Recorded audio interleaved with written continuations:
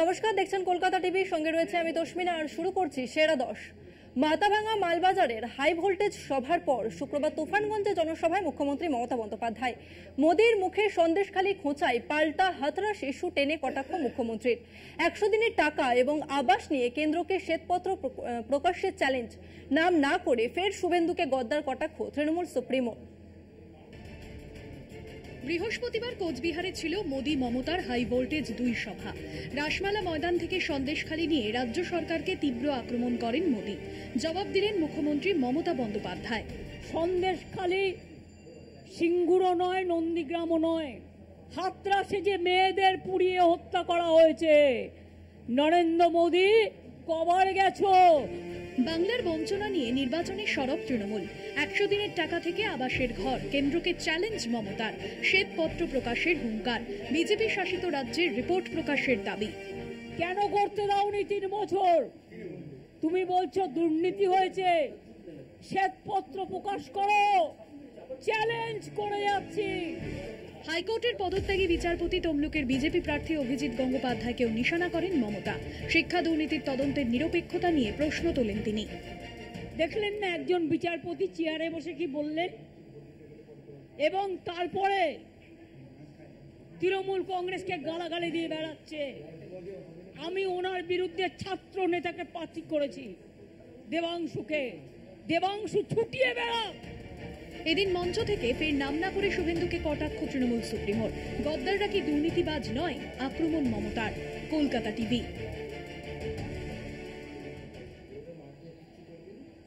19শে April রাজ্যে প্রথম দফার ভোট। কেন ওই দিনই প্রথম দফার ভোট ঠিক করেছে কমিশন? নেপথ্যে কি গোলমাল পাকানোর ষড়যন্ত্র? তুফানগঞ্জ জনসভা থেকে বিজেপিকে হুঁশিয়ারি মমতা বন্দ্যোপাধ্যায়ের।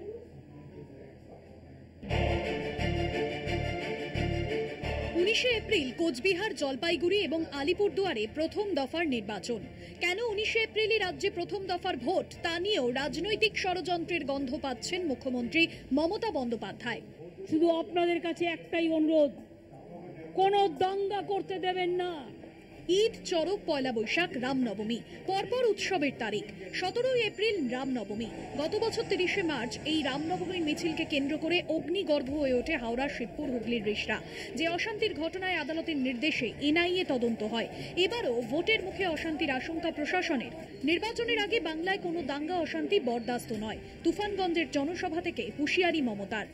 দাঙ্গা করে ভোট করবার চেষ্টা করবেন না, তাহলে মনে রাখবেন দাঙ্গাকারীদের বিরুদ্ধে যত কঠোরতম ব্যবস্থা আমরা নেবই নেব।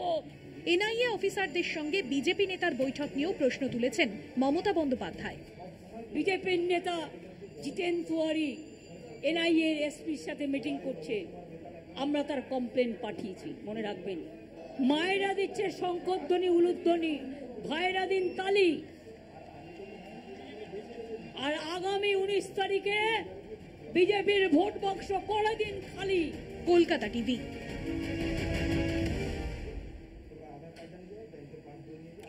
উত্তরবঙ্গে দুর্যোগের পর রাজনীতির ঝড়। 5000 ঘর ক্ষতিগ্রস্ত। ঘরহারাদের কাছে কেন পৌঁছয়নি আর্থিক সাহায্য? কেন আটকে ক্ষতিপূরণ? প্রশ্ন মুখ্যমন্ত্রী মমতা বন্দ্যোপাধ্যায়ের। কমিশনের কাছে চিঠি লিখে দ্রুত পদক্ষেপের আর্জি মুখ্যমন্ত্রীর। টাকাটা আছে, আপনারা পারমিশনটা শুধু দিন। টাকাটা আমি হাতে করে দেবো না, আমার পার্টিও দেবে না, প্রশাসন টাকাটা দিয়ে আসবে। এতে বিজেপির আপত্তি কোথায়? বিপদে থাকে না, দুর্যোগে থাকে না। কয়েক মিনিটের বিধ্বংসী ঝড়ে তছনছ জলপাইগুড়ি, আলিপুরদুয়ার ও কোচবিহারের সীমানা লাগোয়া বেশ কিছু এলাকা। রাতেই পৌঁছন মুখ্যমন্ত্রী মমতা বন্দ্যোপাধ্যায়। জলপাইগুড়ি, কোচবিহার ও আলিপুরদুয়ারে ছোট বড় মিলিয়ে মোট 5000 বাড়ি ক্ষতিগ্রস্ত। ক্ষতির মুখে চাষের জমি। মুখ্যমন্ত্রীর অভিযোগ, আবাস প্রকল্পের সাহায্য পেলে তাদের এত বড় ক্ষতির মুখে পড়তে হতো না। কিন্তু কেন আটকে ক্ষতিপূরণের টাকা? প্রশাসন কি বলছে? আপনারা এটাকে ক্লিয়ার করে দিন। বিজেপির কথায় ভোট পর্যন্ত আটকে রাখবেন না। টাকা আপনারা দেবেন না, টাকা আমরা দেব। আমরা চাইছি এই 5000 লোক যারা আজকে আশ্রয়হীন, তারা যেন আশ্রয় পায়। উত্তরবঙ্গের ভোট প্রচারে প্রধানমন্ত্রী নরেন্দ্র মোদীর মুখে কেন নেই ঝড়ের কথা, তা নিয়েও সুর চড়াচ্ছে তৃণমূল। কলকাতা টিভি। এখন সময় একটা বিরতির, ফিরছি বিরতির পর, সঙ্গে থাকুন। ফিরে এলাম বিরতির পর। দোরগোড়ায় কড়া নাড়ছে লোকসভা নির্বাচন, তার আগে ফের চরমে রাজ্যপাল সংঘাত। এবার বিশ্ববিদ্যালয়ে দুর্নীতি সন্ত্রাসের অভিযোগ রাজভবনে। ব্রাত্য বসুকে শিক্ষামন্ত্রীর পদ থেকে অপসারণের সুপারিশ বোসের, পাল্টা আচার্যের এখতিয়ার নিয়ে প্রশ্ন ব্রাত্য বসুর। ভোটের উত্তপ্ত আবহের মধ্যেই এবার চরমে রাজ্যপাল সংঘাত। বিশ্ববিদ্যালয়ে দুর্নীতির আখড়া, অভিযোগ তুলে একেবারে বিচার বিভাগীয় তদন্তের নির্দেশ রাজ্যপালের। রাজ্যপাল হিসেবে বোস দায়িত্ব নেওয়ার পর শুরুর দিকে শিক্ষা দপ্তর ও রাজভবন হাত ধরাধরি করে চলত, কিন্তু পরে সেই সম্পর্কে চির ধরে। একের পর এক সংঘাতে জড়িয়ে পড়ে দুপক্ষ।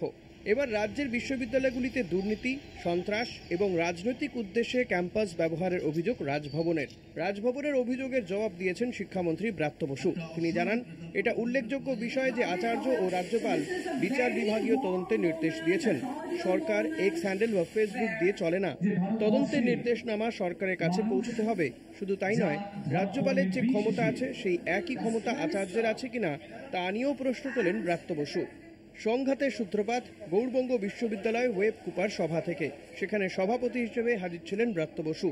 এরপরই তাকে শিক্ষামন্ত্রী পদ থেকে অপসারণের সুপারিশ করেন রাজ্যপাল সিভি আনন্দ বোস, যার উত্তরে 9 পাতার চিঠি দেয় রাজ্যের চিঠি দেওয়ার কয়েক ঘন্টার মধ্যেই বিচার বিভাগীয় তদন্তের নির্দেশ দেয় রাজভবন। এর আগে রাজ্যের একাধিক বিশ্ববিদ্যালয়ে উপাচার্য এবং অন্তর্বর্তী উপাচার্য নিয়োগ নিয়েও সংঘাতে জড়ায় রাজ্যপাল। কলকাতা টিভি। ভেঙে গেল বাম আইএসএফ জোট। একাধিকবার হুমকি দিয়েও ডায়মন্ড হারবারে প্রার্থী হলেন না আইএসএফ এর বিধায়ক নওশাদ সিদ্দিকী। প্রার্থী করলেন মজনু লস্করকে। হাই ভোল্টেজ ডায়মন্ড হারবার থেকে কি পালালেন নওশাদ? প্রশ্ন রাজনীতির কারাবীরদের। তর্জন গর্জনী সার লোকসভা ভোটে ডায়মন্ড হারবারে প্রার্থী হওয়ার ইচ্ছে প্রকাশ করেছিলেন, চ্যালেঞ্জ ছুড়েছিলেন অভিষেক বন্দ্যোপাধ্যায়কে। ডায়মন্ড হারবার থেকে হারিয়ে প্রাক্তন সাংসদ করে দেওয়ার কি বলেছিলেন নওশাদ সিদ্দিকী? বৃহস্পতিবার সন্ধ্যায় ফুরফুরা শরীফে সাংবাদিক বৈঠক করে 5 লোকসভা আসনে প্রার্থীদের নাম ঘোষণা করল আইএসএফ নেতৃত্ব। ডায়মন্ড হারবারে আইএসএফ প্রার্থী হলেন মজনু লস্কর। উল্লেখ্য, আইএসএফ নেতৃত্ব ডায়মন্ড হারবার আসনটির দাবি জানিয়েছিল। বাম কংগ্রেস নেতৃত্ব জানিয়েছিলেন নওশাদ প্রার্থী হতে চাইলে তাদের আপত্তি নেই, কিন্তু সেই লড়াই থেকে নওশাদ সরে গিয়ে প্রার্থী ঘোষণা করেছে। জোট নিয়ে কি বলেছিলেন নওশাদ সিদ্দিকী? প্রসঙ্গত, বাংলায় গত বছর ডিসেম্বরের পর থেকেই বিরোধী জোট ইন্ডিয়া শরিকদের সঙ্গে তৃণমূলের সমীকরণ তলানিতে এসে ঠেকেছে বলে মনে করছে রাজনৈতিক মহল।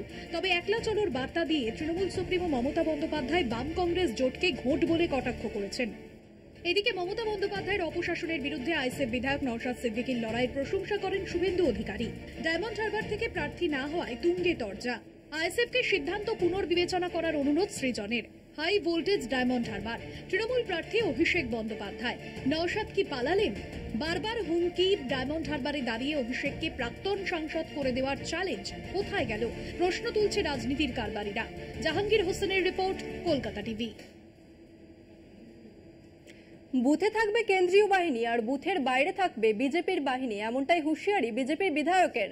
ভোটের সন্ত্রাস করতেই বিজেপির এই পরিকল্পনা, পাল্টা দাবি তৃণমূলের। বাঁকুড়ায় ফের শাসক বিরোধী তরজা। ফের হুঁশিয়ারি সুর ওন্দার বিজেপি বিধায়ক তথা বিষ্ণুপুর সাংগঠনিক জেলা সভাপতির অমরনাথ শাখার। বেফাস মন্তব্য, বিতর্কিত মন্তব্য, বিরোধীদের কুরুচিকর কথা বলে বারে বারে শিরোনামে এসেছেন ওন্দার বিজেপি বিধায়ক অমরনাথ শাখা। ফের বিষ্ণুপুর লোকসভার ওন্দা বিধানসভার দুবরাকোন গ্রামে দলীয় প্রার্থীর সমর্থনে পথসভায় বিজেপির বিধায়ক অমরনাথ শাখা।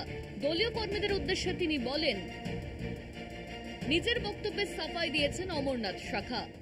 প্রত্যেক জায়গায় তো ক্যাম্প হয়, কারণ ভোটে ভিতরে ছাপ্পা মারছে কিনা তার জন্য কেন্দ্রীয় বাহিনী, আর বাইরে সাধারণ মানুষ আনন্দ সহকারে যেভাবে ভোট দিতে যাবে, তারা যত উপযুক্তভাবে ভোট দিতে পারে, তার জন্য আমাদের বিজেপির কার্যকর্তারা বাহিনী তারা চারদিকে বাইরে থাকবে। বিজেপি বিধায়কের এই বার্তা আসলে ভোট সন্ত্রাসের বার্তা বলে তোপ দাগলেন বিষ্ণুপুরের তৃণমূল প্রার্থী সুজাতা মণ্ডল। আপনারা ভোট লুট করবেন, আপনারা রিগিং সন্ত্রাস করবেন, ভেতরে ছাপ্পা করবেন কেন্দ্রীয় বাহিনীকে নিয়ে, এদিন বলে দিচ্ছেন। বাঁকুড়ার লালবাটিতে ক্রমেই চড়ছে রাজনীতির পারদ। আক্রমণ প্রতি আক্রমণে শেষ হাসিকে হাসে তার দিকে তাকিয়ে বাঁকুড়াবাসী। বাঁকুড়া থেকে স্বরূপ গঙ্গোপাধ্যায়ের রিপোর্ট, কলকাতা টিভি।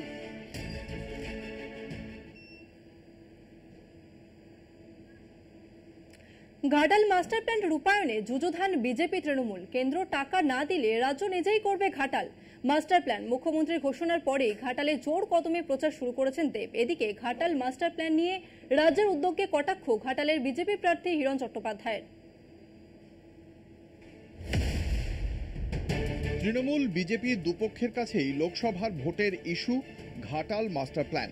প্রতি বর্ষায় জলে ডুবে যায় ঘাটাল, দাসপুর সহ পশ্চিম মেদিনীপুরের একাধিক অঞ্চল। ভোট আসে, সেই পথেই আসে ঘাটাল মাস্টার প্ল্যানের প্রতিশ্রুতির বন্যা। ভোট চলে গেলে ধামাচাপা পড়ে যায় ঘাটাল মাস্টার প্ল্যানও। 2024 সালে মুখ্যমন্ত্রী মমতা বন্দ্যোপাধ্যায় আরামবাগের সভা থেকে ঘোষণা করেছিলেন ঘাটাল মাস্টার প্ল্যান রূপায়ণের কথা, যার জন্য খরচ হবে 1250 কোটি টাকার বেশি।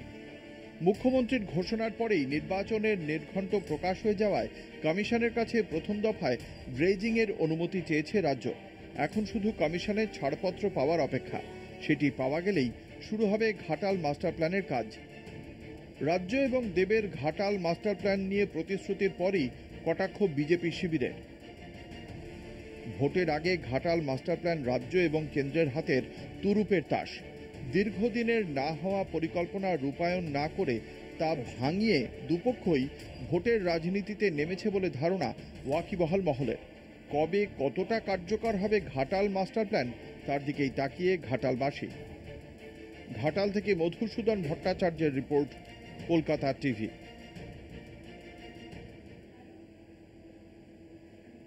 ওয়াটগঞ্জ খুলে মহিলার বাকি দেহ অংশ উদ্ধার হয়েছে। যেমনটা জানা যাচ্ছে, ওয়াটগঞ্জ খুনে মহিলার বাকি দেহের অংশ উদ্ধার করেছে পুলিশ। এই মুহূর্তে আপনাদের যে খবরের দিকে নজর রাখবো, ওয়াটগঞ্জ খুনে মহিলার বাকি দেহের অংশ উদ্ধার করল পুলিশ।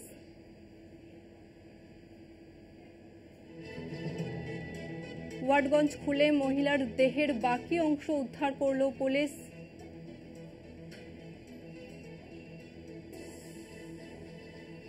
ওয়াটগঞ্জ খুনে মহিলার দেহের বাকি অংশ উদ্ধার করল পুলিশ। যেমনটা জানা যাচ্ছে, এই মুহূর্তে পশ্চিম বন্দর এলাকার চটকল ঘাট থেকে উদ্ধার হয় দেহ। সিসিটিভি ফুটেজ দেখে তদন্তে পুলিশের হোমিসাইড শাখা।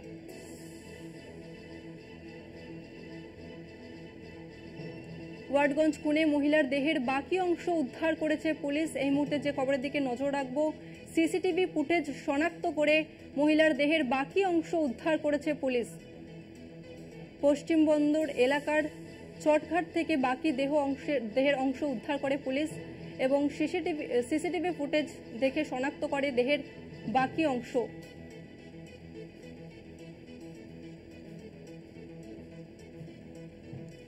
রিয়া মাঝি আমাদের প্রতিনিধি আমাদের সঙ্গে রয়েছে। রিয়া, বিস্তারিত জানতে চাইবো তোমার কাছ থেকে। দেহের বাকি অংশ উদ্ধার করেছে পুলিশ।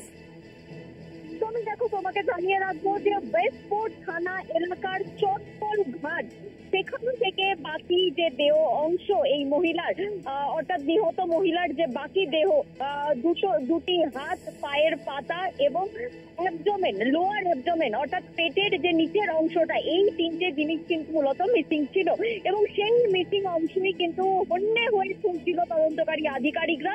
কারণ যে অ্যাকিউজড, অর্থাৎ যে ইতিমধ্যেই যাকে গ্রেপ্তার করেছে নিহত মহিলার ভাসুরকে, সে কিন্তু কোনোভাবে তুলছে না এবং কোনোভাবেই তদন্তে সহযোগিতা করছে না। এবং তারপরেই পুলিশ কর্তারা তারা কিন্তু মূলত সিসিটিভি জন্য এবং বিভিন্ন জায়গার সিসিটিভি খতিয়ে দেখা হয় এবং সেখান থেকে কিন্তু সিসিটিভি দেখা যায় যে সুইং গেটের কাছে, সেখানে অর্থাৎ যে দইঘাট রয়েছে তার পাশে যে আরো একটি ঘাট রয়েছে, সেখানে সিসিটিভিতে দেখা মেলে এই ব্যক্তির দেখা মেলে যে কিনা ধৃত এবং সেই কিন্তু একদম সেই ফুটেজ দেখেই কিন্তু তারা তদন্ত এগিয়ে নিয়ে যায়। এবং কিছুক্ষণ আগেই আমরা দেখেছি যে হোমিসাইড শাখা এবং ফরেন্সিক, যেখানে প্লেস অফ অকারেন্স থেকে যেখানে এই মহিলাকে খুন করা হয়েছিল সেখানে গিয়েছিল ফরেন্সিক।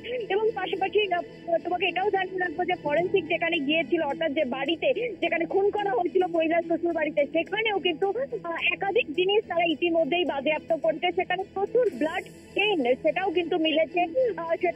সেটা ফ্লোর, অর্থাৎ যে মেঝে, বাড়ির মেঝে থেকে সেখান থেকে মিলেছে এবং একটি হ্যাকসো যেটা দিয়ে মনে করা হচ্ছিল গলা কেটেছে, সেই জিনিসও পাওয়া গিয়েছে ঘর থেকে, সেটা বাজেয়াপ্ত করেছে। এবং অন্যদিকে তদন্তকারী আধিকারিকরা তারা এই সিসিটিভি ফুটেজ থেকে কিন্তু তারা অনুমান করেছিল যে কোন দিকে যেতে পারে এবং সেই জায়গা থেকে দাঁড়িয়ে তারা যে দইঘাটের পাশে অর্থাৎ সেখান থেকে গিয়ে যে চটকল ঘাট সেখানেই কিন্তু এই জিনিসটা পাওয়া গিয়ে অর্থাৎ দেহ অংশ পাওয়া গিয়েছে এবং ইতিমধ্যেই কিন্তু তার ভিতরে কি কি রয়েছে সেই বিষয়টা যদিও একটু স্পষ্ট নয়, কারণ বাকি যে দেহ অংশ মিশিয়ে ছিল সেই সমস্তটা সেই প্লাস্টিকে রয়েছে কিনা সেই বিষয়টাই কিন্তু ইতিমধ্যে খতিয়ে দেখা হচ্ছে। একদমই রিয়া, ধন্যবাদ তোমাকে।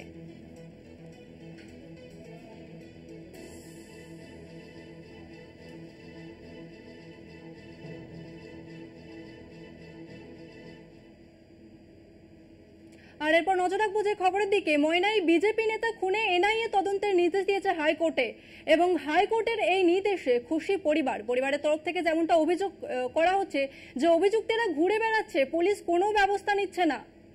ময়নায় বিজেপি নেতা খুনে এনআইএ তদন্তের নির্দেশ হাইকোর্টে এবং এই নির্দেশে খুশি ময়নার বিজেপি নেতার পরিবারের সদস্যরা। অভিযুক্তের দৃষ্টান্তমূলক শাস্তির দাবি করেছেন অভিযুক্তের খুনির পরিবারের সদস্যরা।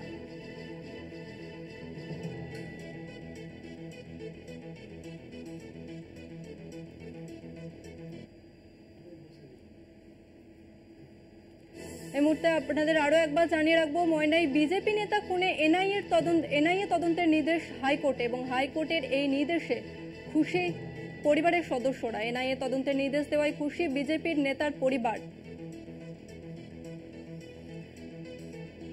আমাদের প্রতিনিধি সৌম্যজিৎ চট্টোপাধ্যায় আমাদের সঙ্গে রয়েছে। সৌম্যজিৎ, আদালত ঠিক কি নির্দেশ দিয়েছে? হ্যাঁ দেখো তস্মিতা, আজকেই নির্দেশ এসছে হাইকোর্টের যে এনআইএ তদন্তের নির্দেশ দিয়েছে। গত 1 মে 2023 সালে বিজয় কৃষ্ণ ভূঁইয়া, যিনি ময়নার বিজেপির বুথ সভাপতি ছিলেন, তিনি কিন্তু খুন হন এবং অভিযোগ যায় কিন্তু তৃণমূলের দিকে। যে চার্জশিট তৈরি হয়, চার্জশিটে 47 জন তৃণমূল নেতাকর্মীর নাম ছিল এবং সেখান থেকে পুলিশ 9 জনকে অ্যারেস্ট করে এবং পরে 5 জন কিন্তু জামিন পেয়ে যায় এবং ইতিমধ্যে 4 জন অ্যারেস্ট হয়ে রয়েছেন এবং আজ হাইকোর্ট কিন্তু এনআইএ তদন্তের নির্দেশ দিয়েছে। সৌম্যজিৎ, পরিবারের লোকজন অভিযোগ তুলছে যে যারা খুন করেছে তারা ঘুরে বেড়াচ্ছে, পুলিশ কোনো ব্যবস্থা নিচ্ছে না।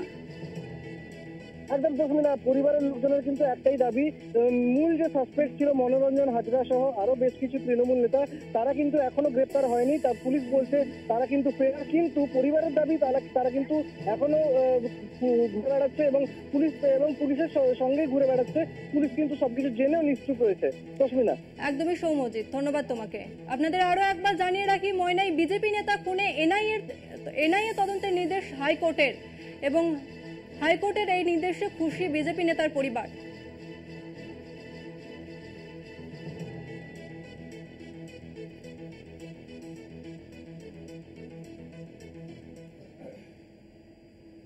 নজর রাখবো পরবর্তী খবরে। ভোট করার টাকা নেই, তাই জনগণের কাছে অর্থ সাহায্যের ডাক দিল সিপিআইএম। সাহায্য চাওয়া নিয়ে কটাক্ষে অন্য রাজনৈতিক দলগুলিও।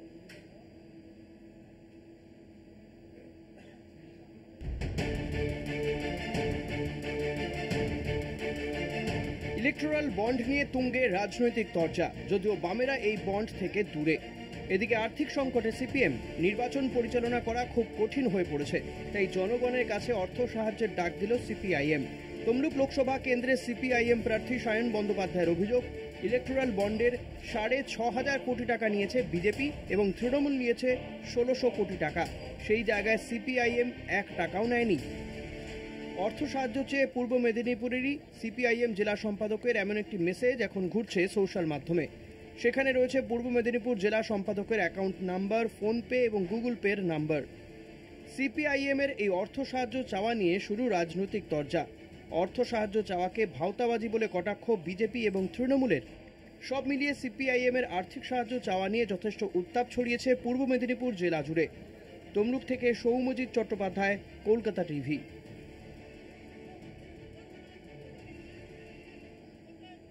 কেন্দ্রীয় স্কুলের সিলেবাস থেকে মুছে ফেলা হলো বাবরি মসজিদ ধ্বংস প্রসঙ্গ। বাদ দেওয়া হলো 2002 সালের গুজরাট দাঙ্গায় সংখ্যালঘু নিধন প্রসঙ্গ।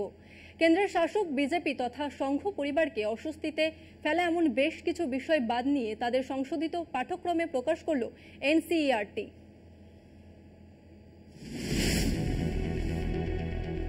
নয়া শিক্ষানীতির পাশাপাশি প্রাথমিক থেকে স্কুলের সর্বস্তরের পাঠ্যক্রম সংস্কার শুরু করেছে কেন্দ্র।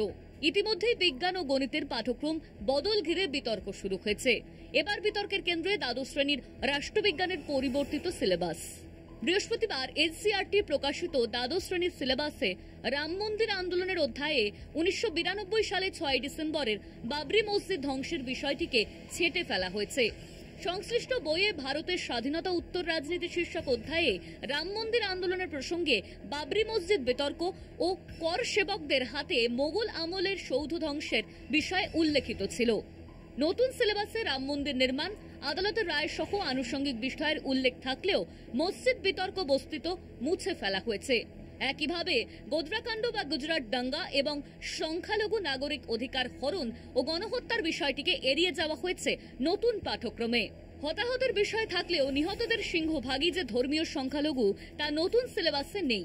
রাষ্ট্রবিজ্ঞানের ইতিহাস থেকে মহাত্মা গান্ধীর হত্যা, নাথুরাম গডসে, আরএসএস প্রসঙ্গ সরিয়ে দেওয়া হয়েছে। শিক্ষায় গেরুয়া শাসকের এই আগ্রাসন লোকসভা নির্বাচনের আবহে বিরোধীদের সঙ্গে সংঘাত তীব্রতর করবে বলেই মনে করা হচ্ছে। কলকাতা টিভি।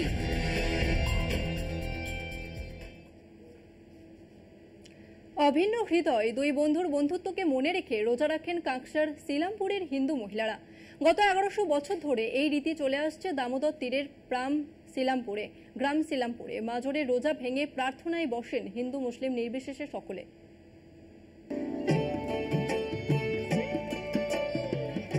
রমজান মাসের তৃতীয় সপ্তাহে বৃহস্পতিবার উপবাসে থাকেন কাকসার সিলামপুরের হিন্দু মহিলারা। সকাল থেকে নির্জলা উপবাসের পর বিকেলে পীরের মাজার সংলগ্ন পুকুরের জল খেয়ে উপোস ভাঙেন তারা। তার আগে সারা দিন ধরে চলে প্রার্থনা, মাজারে মানত করেন কেউ কেউ। সালিমপুরের অমুসলিম মহিলাদের রোজা রাখার পিছনে আছে বন্ধুত্বের গল্প। কথিত আছে 1100 বছর আগে সেখানে বাস করতেন বরখান ও মোবারক নামে দুই বন্ধু বরখানকে মোবারক এতটাই ভালোবাসতেন যে ধর্ম পরিবর্তন করে মোবারক নাম নিয়েছিলেন তিনি। আগে মোবারকের নাম ছিল সত্যনারায়ণ গোস্বামী। কথিত আছে মোবারক আর বরখানের জন্ম এবং মৃত্যু হয় একই দিনে। গ্রামের লোকেরা গ্রামেরই মাটিতে সমাধি দেন দুই বন্ধুকে। কথিত আছে দুই বন্ধুকে গোড় দেওয়ার পর যখনই কোনো সমস্যায় পড়েছেন গ্রামবাসীরা, তারা ছুটে গেছেন মাজারের গোরস্থানে। সেখানেই প্রার্থনা করে মনোবাঞ্ছনা পূরণ হয়েছে তাদের, কেটেছে দুর্ভোগ। সেই ট্র্যাডিশন সমানে চলছে। আজও বিপদের দিনে মাজারে যান সিলামপুরের বাসী। কাকসা থেকে সুজিত ভট্টাচার্যের রিপোর্ট, কলকাতা টিভি।